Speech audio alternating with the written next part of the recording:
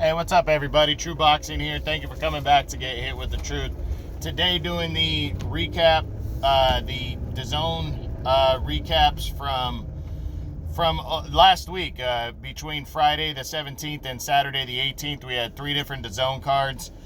Just going to talk about the main event in the first card. That was Israel Magomedov as he took on Soro in a WBA final eliminator at 154 pounds. The winner to get in line pretty much for Jamal Charlo. And it was a good action fight. It really was. They were going back and forth, and,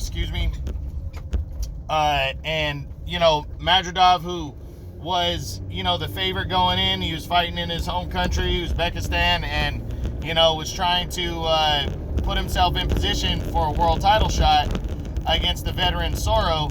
And, it was, like I said, it was very good, very even fight, and then it ended controversially. Magomedov had Soro in some trouble, but then the fight got stopped prematurely.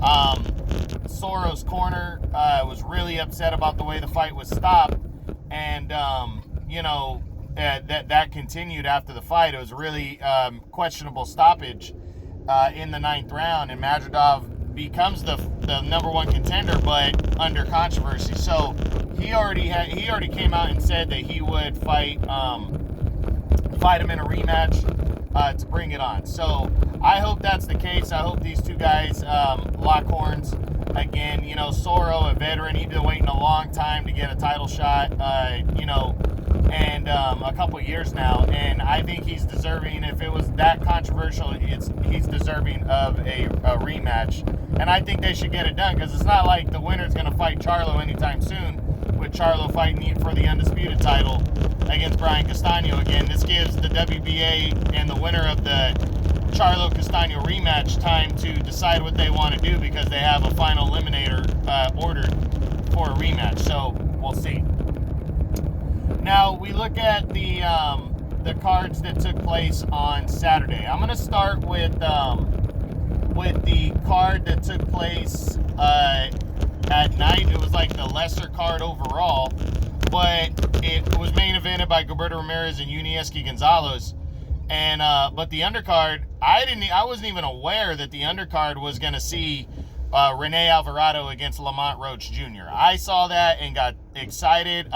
The website that I go through, boxingscene.com, the schedule, it didn't have anything on an undercard, so I was really unaware that that Alvarado and Roach were going to fight. Alvarado was coming off back-to-back losses. It really, to me, it rang in my head that the winner is basically going to be in the top 10 and the loser is basically going to be out of a wide open 130 pounds. So you had Alvarado, who is still in my top 10 going into the fight, coming off back-to-back losses to Roger Gutierrez. January, he lost the title to Gutierrez by a very close unanimous decision in a fight where if Alvarado doesn't get knocked down at all, he wins the fight, or even if he suffers 1 knockdown, he wins the fight.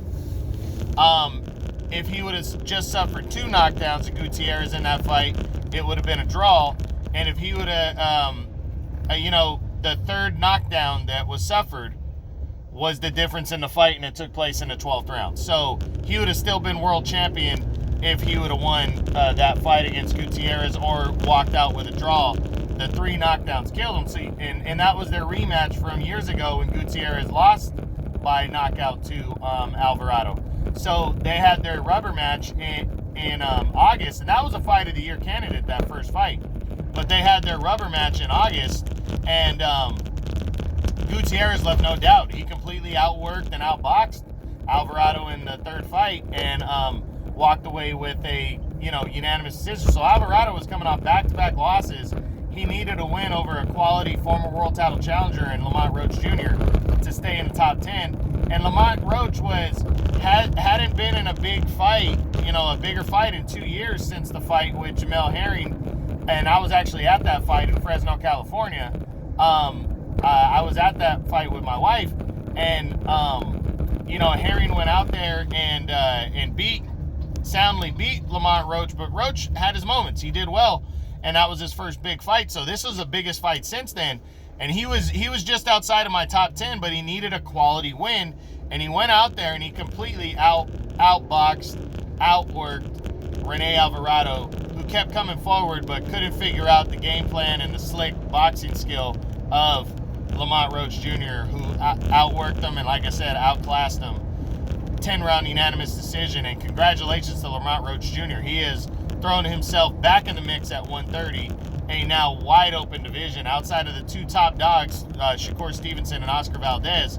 That is a wide open division at 130 pounds. The main event, though, saw Gilberto Ramirez against Yunieski Gonzalez, though, in a big light heavyweight showdown.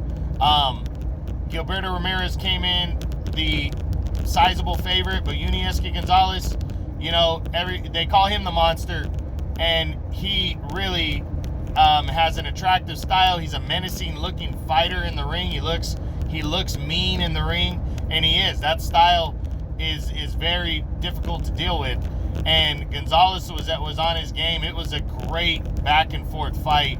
Ramirez was getting the better of the points. He was piling up the points and winning the decision side of it.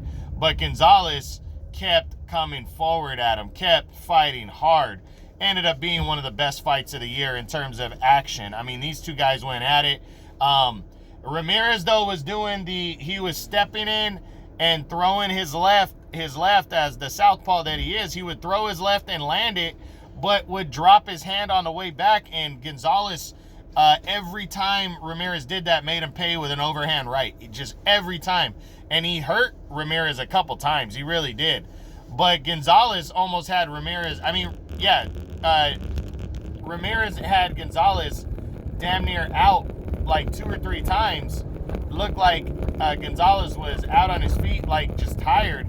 And he just kept fighting and throwing back. There was a couple times where Ramirez was close to stopping him in the middle of the fight, but Gonzalez kept fighting back. And what a display of heart that Yunieski Gonzalez showed in that fight. Finally, in the 10th round, he was just out of gas, and Soro just unloaded on him, started landing big, heavy shots again, and the referee jumped in, stopped the fight.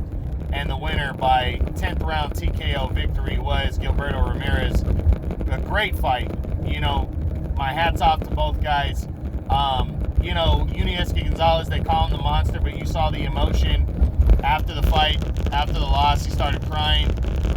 36 years old, but to be honest, if Gonzalez looked that good after a couple years of not being in the mix at 175, if he can get himself into better shape, like stamina-wise, he could be dangerous to anybody in the top 10. Not sure if he cracks the top 10. I got to reevaluate, but he's definitely on my list to see after that performance. And Gilberto Ramirez, can't take nothing away from him. That was a WBA final eliminator. He's now the number 1 contender in the WBA and supposed to be fighting now Dimitri Bivol, it looks like, next. So we'll see. But that was a great main event. If you missed it, go back and watch it. Gilberto Ramirez and Yunieski Gonzalez. But the other card took place from the United Kingdom earlier in the day on Saturday the 18th. You had Zelfa Barrett against Bruno Tarimo for an IBF eliminator at 130 pounds, super featherweight. Zelfa Barrett punched his ticket to a title shot next year with a very sound. He dropped Tarimo. I think he stopped Tarimo in that fight, late in the fight. I can't remember. I remember looking. I think he stopped him and walked away. Like I said, the IBF's number 1 contender. So he's going to have to wait, Zelfa Barrett, but he did punch a ticket into the top 10 with that win. But he's going to have to wait for the title shot most likely, because it looks like Shavkat Rakhimov is going to get the first crack at new champion Kenichi Ogawa. But Zelfa Barrett probably going to stay busy in his next fight. We'll discuss that in his What's Next video.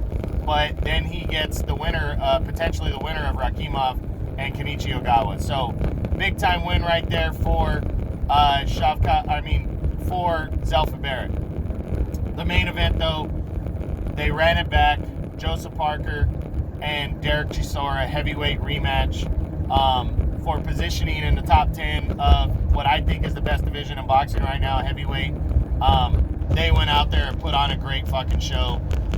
Parker this time was more convincing, as I predicted he would be, but still was tested by Chisora. Chisora does not die. That guy is just a fucking beast in the ring. You gotta hand it to him. He got hurt badly by an uppercut.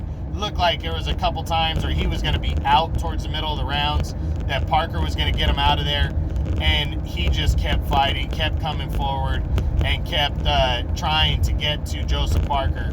And it ended up going the distance. Parker got a cleaner, unanimous decision this time. You know, left no doubt that he is a little bit better than Derek Chisora, but not by a lot. But it was a great performance. I mean, Parker just put on a good boxing display and Chisora put on his all-heart, come right at you style. And like I said, the guy just won't die. He won't go away. And it was just an impressive performance by both men. Great fight in the rematch. Really fitting of their first fight. It really stood up to the first fight. It did. And just a great performance. So Joseph Parker keeps himself in the top 10, solid, and now can push forward, hopefully towards an eliminator, something bigger. We'll discuss that on his What's Next week. And Derek Chisora, nothing to hang his head about. Not sure if he cracks the top 10 still, but he's very close. And that's it, guys. That's the DAZN recap from this past weekend on Friday the 17th and Saturday the 18th. I hope you guys enjoyed it. True boxing, you may hit with the truth.